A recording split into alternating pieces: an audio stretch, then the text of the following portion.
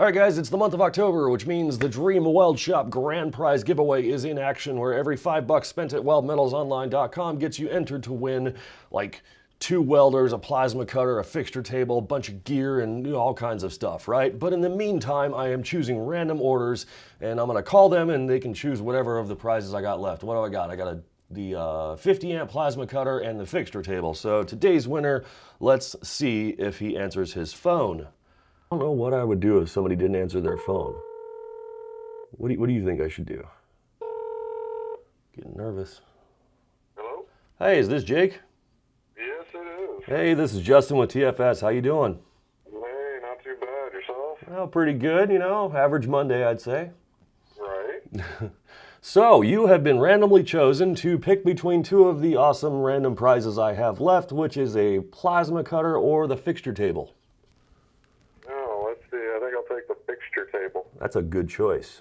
I love that thing. In fact, I've got a video coming up on it on the Weld Coach channel pretty soon. I'm actually working on it right now. Oh, sweet. Sneak peek. So, anyway, well, I will have that on its way along with your order, probably today. Awesome. Thank you. You got it, man. Thanks for watching. Yeah, thanks. All right, have a good one. Just that easy. All you gotta do is buy something. I might pick you. This is an intake manifold. I built this with my bare hands, no machinery, no expensive tools, no computers, just simple, basic hand tools. Yes, it looks like absolute doo-doo butter compared to what you see me do in recent years. I built this 12 years ago, and in that time, since I have built it, it did go set and break every single existing record for the world's fastest naturally aspirated 4G93 engines found in 5th generation Mitsubishi Mirages. But obviously that has been since smashed and broken and whatever the case is several hundred times over, if anybody even builds those things anymore.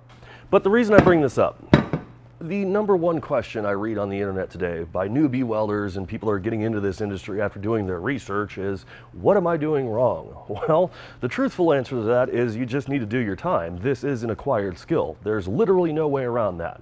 So when this piece of super outdated technology that I built 12 years before this video popped up for sale after sitting for several years, I knew that this would be the perfect opportunity for me to show you guys what I did wrong on this piece and how I would change a lot about this based on what I know today. The first thing that we're going to call out here, elephant in the room, if you will, is these welds. I mean, these are kind of horrific looking, okay? I'll say it. Areas along this seam right here, you can look at my consistency of it. It's a much fatter profile here than it is down here. This is a more narrow profile. Of course, my spacing is extremely inconsistent, right? The amount of dabs I put in and the certain amount of space I have, like here it's a little bit tighter than here where it's really wide.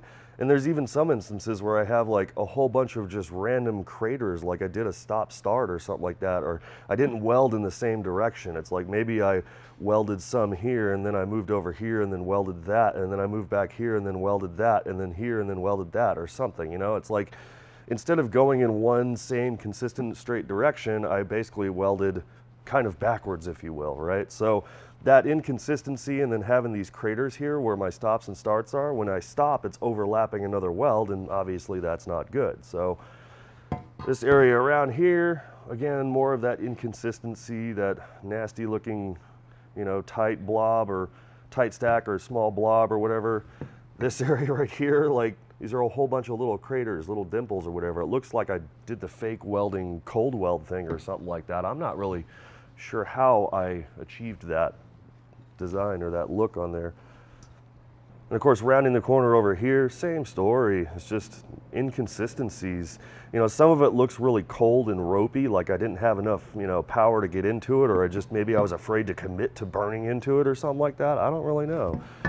This flange over here, this plenum right here is actually 1/8 inch, and then the flange itself is 3/8. So you can see some sections on here, you know, I burned it all right into it or whatever the case is.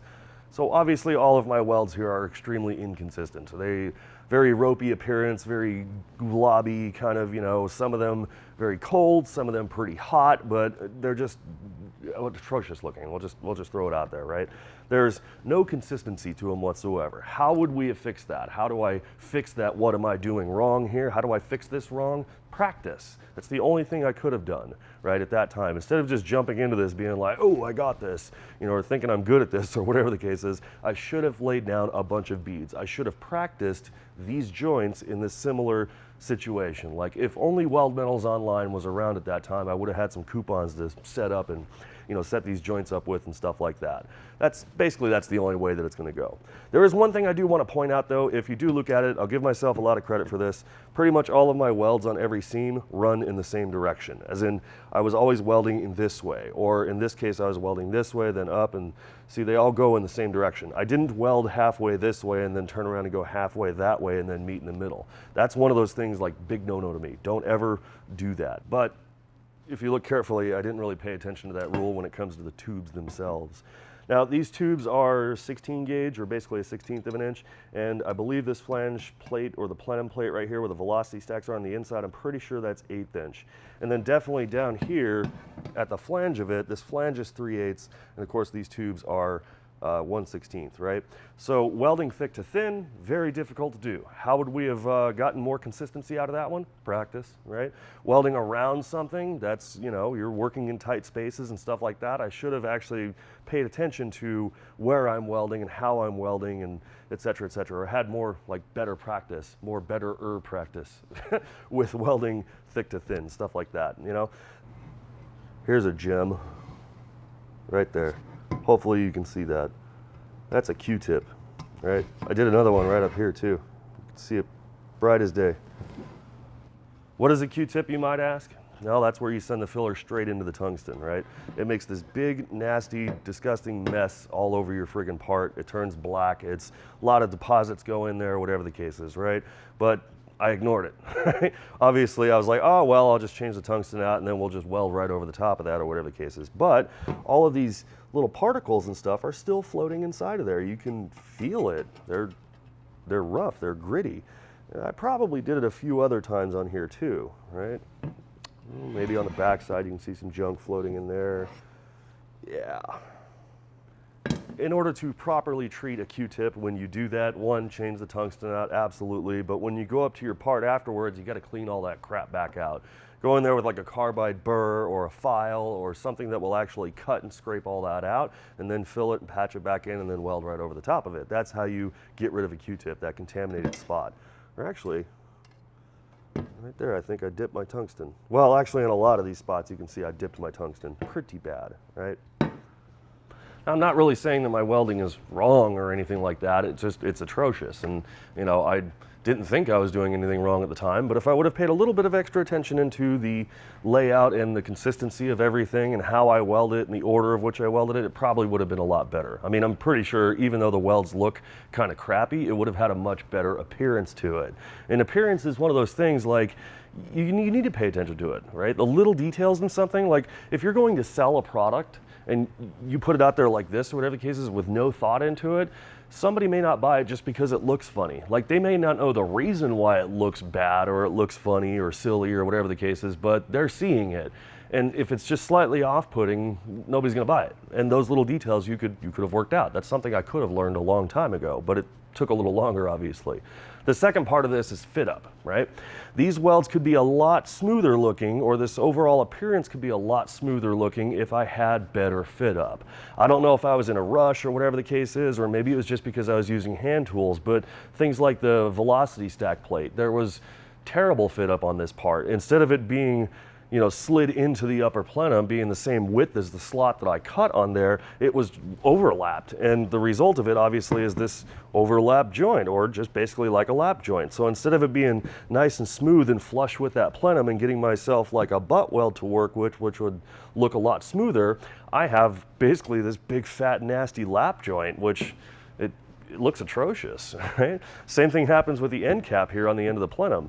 You know, it's almost kind of smooth butted up against here, and then it turns into this big nasty lip, or this big old fat gnarly lap on here, if I would have cut this properly and kind of recessed it into the end of the plenum, or given myself like a more like an outside corner setup, if you will, it'd be like a butt weld, but the groove that's in there was also, it would have been like an outside corner. So it would have flowed a lot smoother throughout that joint, and probably would have looked a little bit smoother, a little bit better appearance on it, which is something that I would have really liked. It might have even made the welding job go just that much smoother. Same thing with the injector bungs. These are pretty horrific. There's a lot of weld inside of there. Right? When I cut these bungs out, there was a wedge shape to the end of them, and I'm taking that wedge shape, which there's no surface area, it's going to blow and melt away really fast, trying to weld it to a 3/8 thick plate and a 1/16 inch tube, all of varying thicknesses and different tolerances of heat they can handle. So I'm not going to lie, I remember when the fit up was on there, I could see like straight through it. I'm just like, oh, I'll fill it up with weld. And the result of it is these big old globby bits that are around these injector ports. Ugh. It looks terrible, right? And there's virtually no consistency with it because it was blowing apart, and all I was thinking about doing was just stuffing a bunch of filler in there. And that's basically what I did.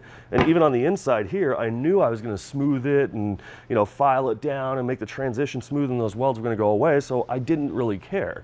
But if I had much better fit up with it and I would have paid attention to it and actually given a crap about it, then, hey, it probably would have come out a lot smoother. So what did I do wrong?